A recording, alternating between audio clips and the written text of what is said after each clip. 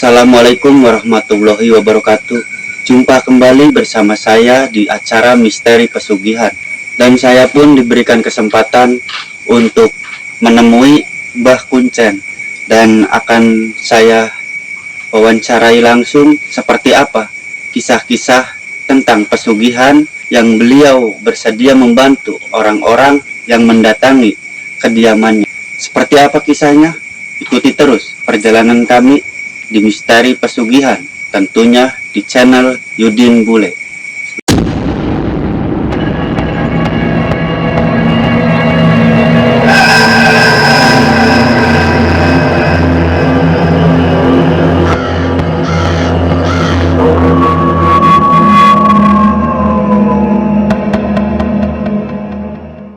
Apa kabar, Bah? Bagaimana kabarnya? Baik, Alhamdulillah. sehat. Bah, bisakah Bah menceritakan tentang apa yang orang-orang mendatangi rumah kediaman Mbah dan konon mau meminta bantuan tentang pesugihan dan satu saja pesugihan yang Mbah sering membantu orang-orang tersebut. Bisakah diceritakan langsung, Bah? Bisa. Itu bagaimana awal ceritanya, Bah? Jadi begini ya. Memang banyak yang datang dari penjuru daerah datang ke sini. Entah dari mana tahunya datang ke sini, dia bercerita tentang keluhan kehidupannya. Banyak ada yang pengen kaya mendadak, ada yang ngeluh begini, pengen perusahaannya lebih banyak, modalnya lebih gede. Iya. Bahkan ya begitulah menjadi seorang yang kaya raya. Tamu-tamu tersebut kebanyakan orang-orang yang sakit hati terhadap tetangga atau Ya. teman atau gimana. Benarkah demikian, Mbak? Sebagian juga ada sebagian yang menceritakan tentang hal seperti itu. Ada juga ya begitulah, kepengen cepat kaya gitu, dengan harta yang berlimpah gitu. Namun sebelumnya saya juga kasih peringatan. Peringatan bagaimana tuh, Mas? Ya maksudnya kalau bisa jangan lewat seperti ini, sebab berisiko. Mencegah lah ya. Iya, usahalah dengan jalan usaha yang layak. Karena saya kasih ya, udah kasih peringatan atau nasihat, jangan begitu, jangan, kalau bisa jangan menembus jalan seperti ini. Sebab kalau saya di sini, saya hanya bisa ngasih jalan, yang melakukan dia sendiri. Pesugihan. Ya, kalau memang tekadnya sudah bulat, dia nggak bisa dikasih peringatan, kasih nasihat saya gini, dicegah lah ya. Iya. Dia masih tetap memaksa gitu ya, terserah. Saya hanya bisa ngasih jalan, Membantu. ya membantu itu. Baiklah pemirsa, ternyata Mbah Juru Kunci tersebut pun mencegah orang-orang yang mendatangi kediamannya untuk melakukan praktek pesugihan. Dan Mbah ini pun tidak langsung menanggapi orang-orang yang minta bantuan terhadap Mbah ini tentang pesugihan. Baiklah Mbah, bisakah Mbah lanjutkan ceritanya? Baik, sekarang salah satu, Salah Ya. satu pendatang. ya tamu yang Iya, datang. tamu. Nah, dia itu bener nekat. Saya kasih tahu begini, kamu udah sanggup begitu. Siap katanya Mbak. Kalau kamu memang benar mau ambil jalan pintas ini, berisikonya nyawa sendiri. Oh, Sebab ini tidak pakai tumbal. oh nggak pakai tumbal. Tidak. Nah, kalau boleh tahu, maaf nih memotong pembicaraan. Itu pesugihan apa ya, Mbak? Ini kawin sama putri ular. Oh, Harus kawin dengan putri ular itu. Putri ini itu pesugihan nyipri. Ritualnya menikah dengan nyipri ular tersebut. Apakah Mbah yang menikahkan mereka? tidak. Oh, tidak. Itu yang Sebelumnya- menikahkannya siapa? Ya sebelumnya begini. Iya. Nah kan kasih persyaratan. Hmm.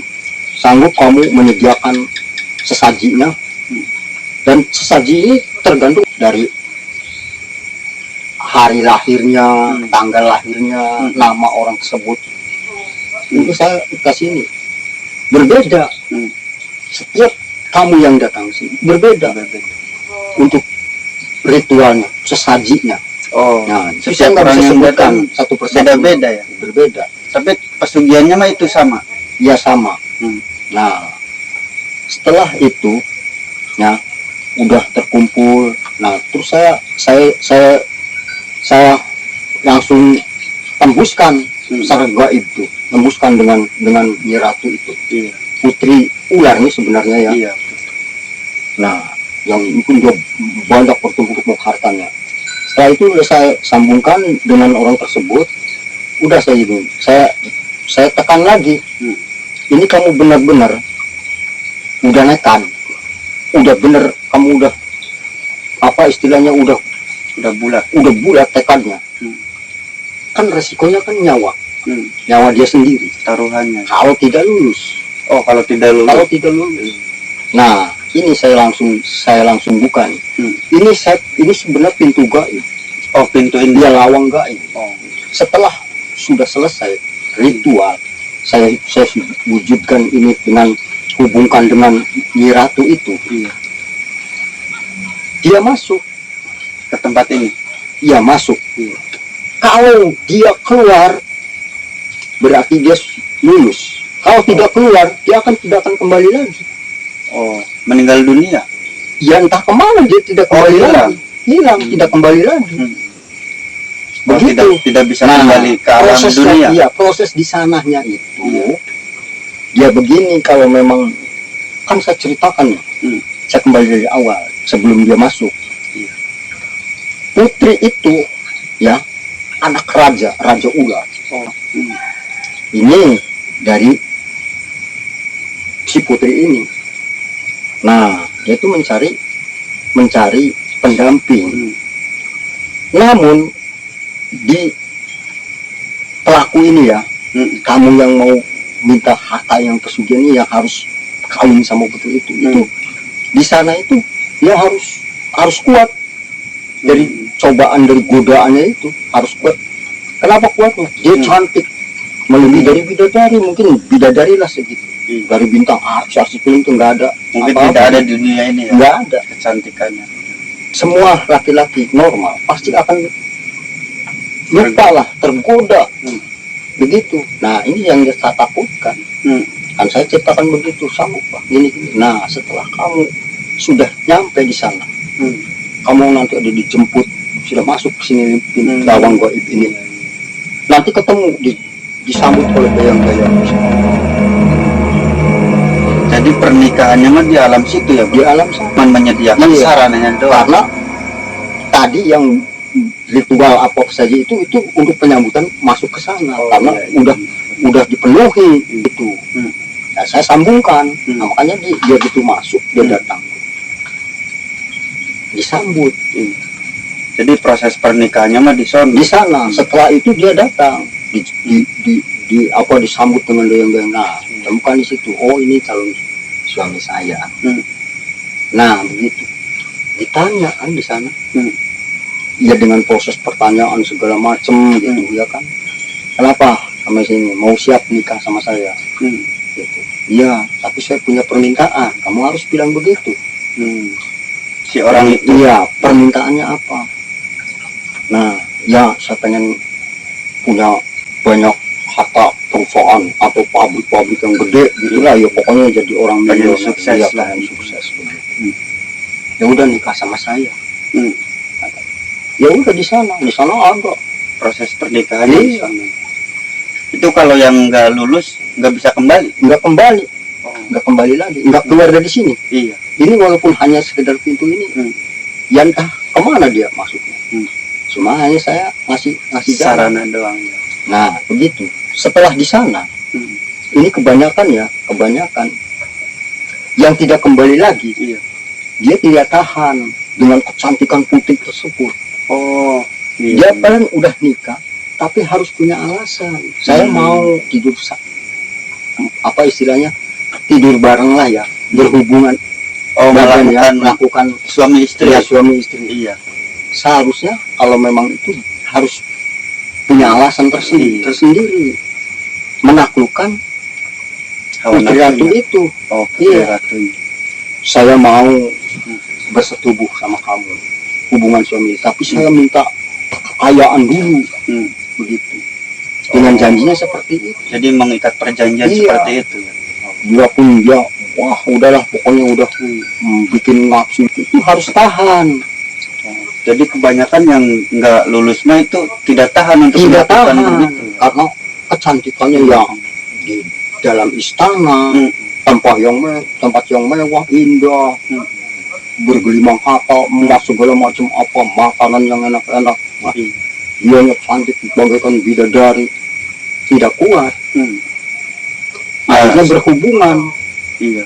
Berhubungan suami istri lalu gagal. gagal. Kalau Karena yang berhasil mah dia merayu dulu, tidak tergoda. Ya udah, saya mau pulang dulu kalau memang mau kasih kekayaan.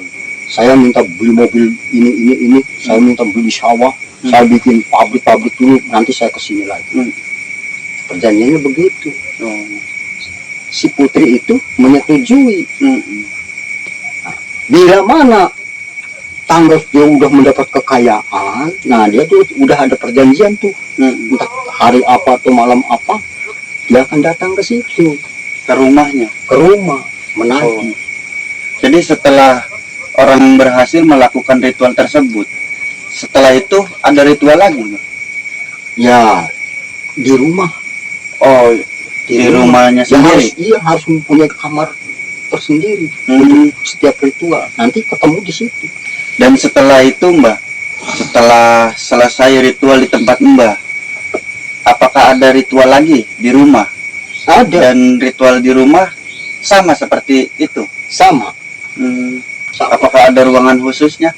Ya pasti harus punya. Jadi satu kamar itu tidak boleh dimasuki siapapun. Itu pandangan, nggak boleh.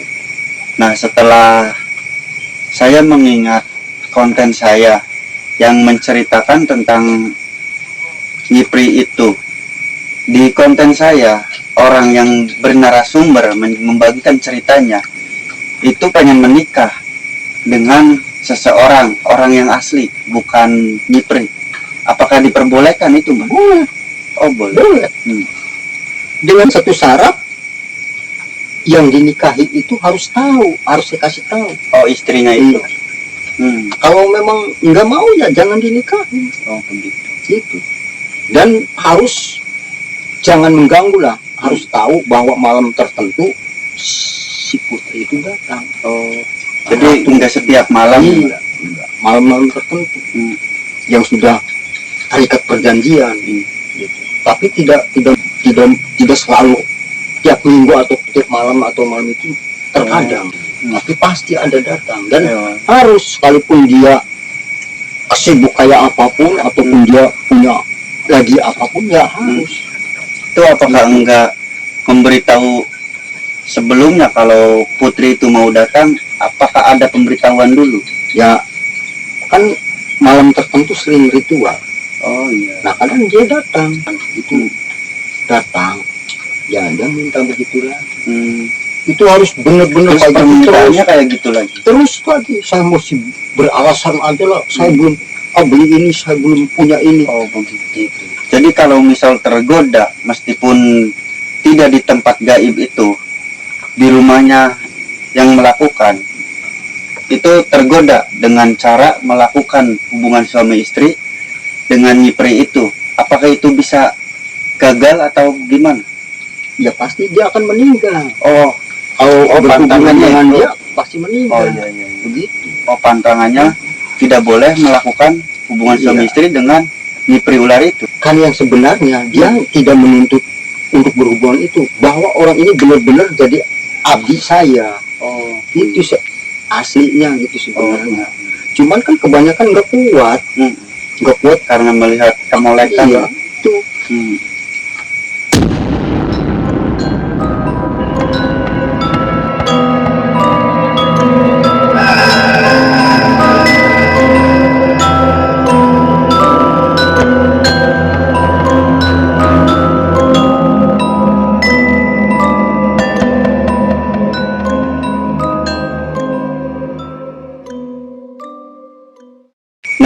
Setelah Mbah menceritakan cara ritualnya, apakah boleh menceritakan tentang penghasilan dari ritual tersebut?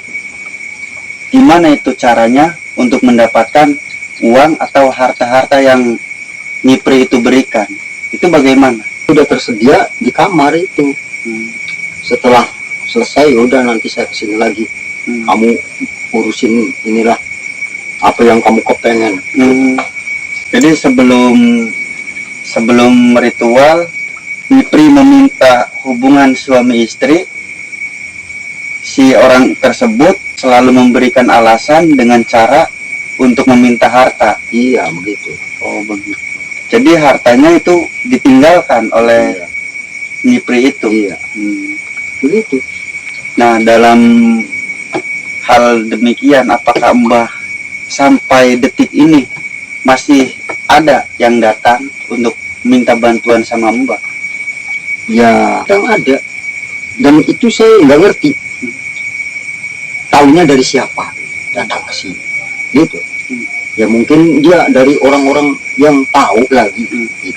Saya juga nggak paham. Saya kasih tahu saranannya begitu aja. Sebenarnya saya juga sadar. Ya, itu sajalah sebagian yang saya ceritakan. Karena masih banyak lagi. Baiklah pemirsa, mungkin sampai di sini dulu karena Mbah Juru Kunci Pesugihan cuman sekian untuk membagikan kisahnya. Mungkin masih banyak tentang kisah-kisahnya yang beliau privasikan. Demikian dari kami. Ikuti terus perjalanan misteri pesugihan.